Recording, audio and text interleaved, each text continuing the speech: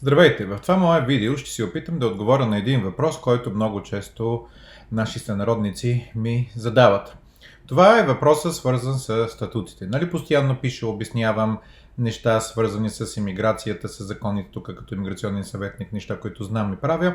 Много често ми извънят познати и непознати сънародници и питат да си изкарваме статут, трябва ли ми статут, за какво ми трябва. Дори и сега един клиент, с който си работим над година, ми звъни и ме пита така и така, трябва ли ми статут. Това, което аз го питам него и обикновено хората, добре, вие от колко време сте тук и какви са плановете ви? Сега той ми отговори, аз съм от 2006 година, това е доста време, от всякъде той се класира за постоянен статут, така наречения Indefinite Leave to Remain. Това, което му казах на него е, че той е имигрант в тази държава и начинът да се почувства като британски гражданин, да има всички права и да не се притеснява от какво става с Брекзит или не става с Брекзит, е да получи постоянния статут, Indefinite Leave to Remain. За този статут сега, ако кандидатства Петър, той няма да плати никаква такса на държавата.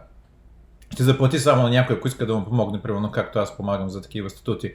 Но този Петър, ако не е българин, а е македонец, и за да вземе същия статут, да му даде право да стои, да живее в Великобритания, ако има деца, да те да се родят да са британци, този същия Петър, който е македонец, няма да му излезе безплатно към държавата таксата, а ще му излезе над 2000 паунда такса, за да плати за този статут. Плюс някой адвокат или имиграционен съветник да му оправи документите, му струва 300-400, може и 500 паунда за статут, дори и повече, близо 1000 паунда взимат адвокати. Тоест, сега българина Петър, който е живял тук над 5 години, има възможността да си вземе постоянен статут, да бъде необикновен имигрант тук, а да бъде някой с пълни постоянни права.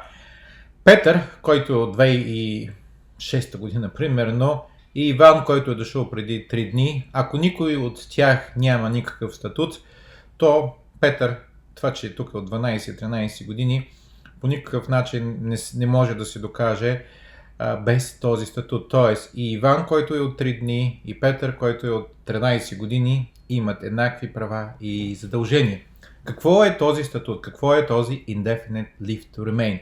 Това е документ, който ви дава право да живеете колкото си искате в Великобритания, да имате пълни права като англичаните. Единствената основна разлика между документа за статут и британския паспорт е, че когато имате британски паспорт, вие имате право да гласувате на изборите за британския парламент, всякакви избори, както беше и референдума тук.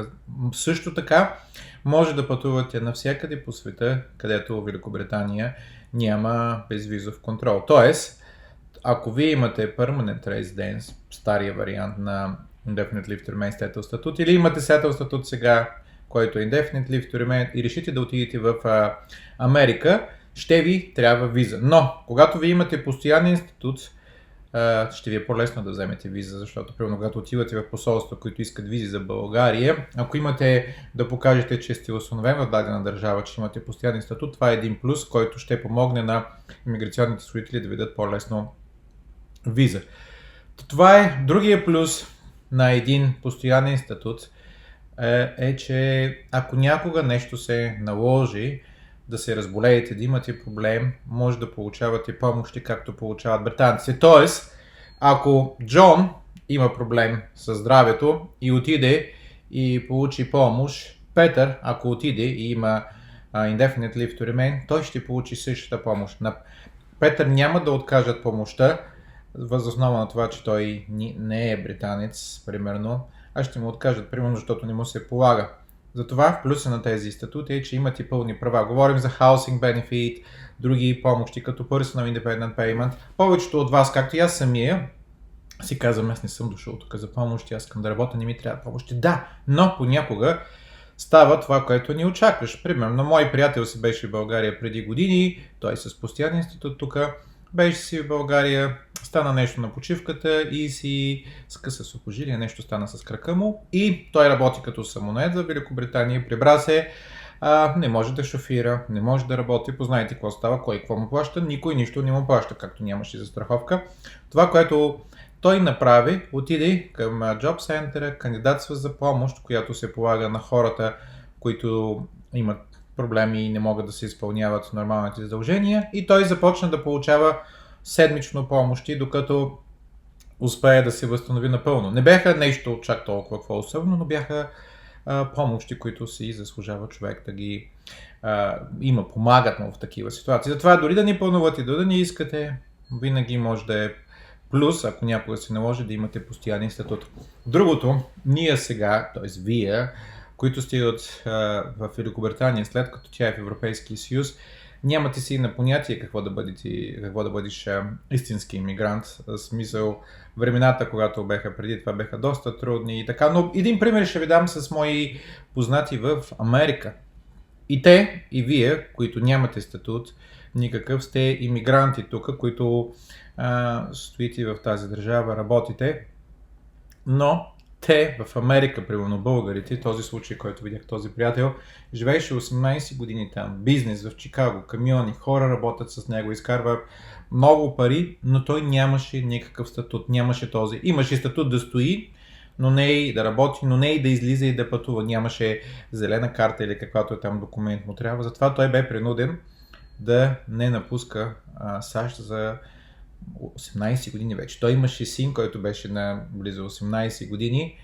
Сина му се е пътувал до България, виждал баба дядо, но сънародника нямаше възможност да пътува, защото той можеше да излезе от Америка, но в момента, в който излезе, не може да се върне.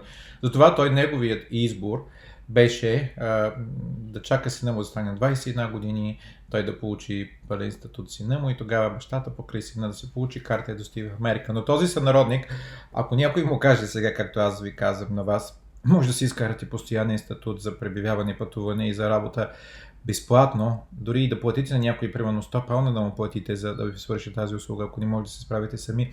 Този човек, ако чуе, че някой му предложи на такава възможност на него, не 100, ми 10 000 би платил, за да може да си получи статута и да бъде един законен иммигрант и да пътува. Затова някой, ако се чуди, ако има възможност, ако е над 5 години, въобще да не се чуди, да си изкарва паспорта, да си изкарва статута, а после вече, ако иска и паспорт, може да се изкара. Изкарате ли постоянен статут, една година след него може да получите и британски паспорт.